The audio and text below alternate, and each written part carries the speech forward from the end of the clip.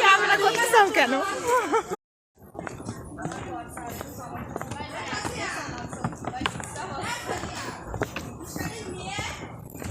তাকাও একটু এদিকে, আবার হাঁটো।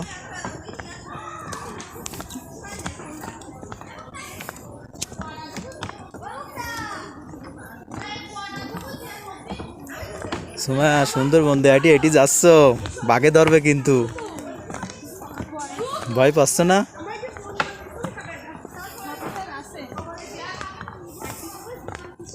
আর একটু তাকাও।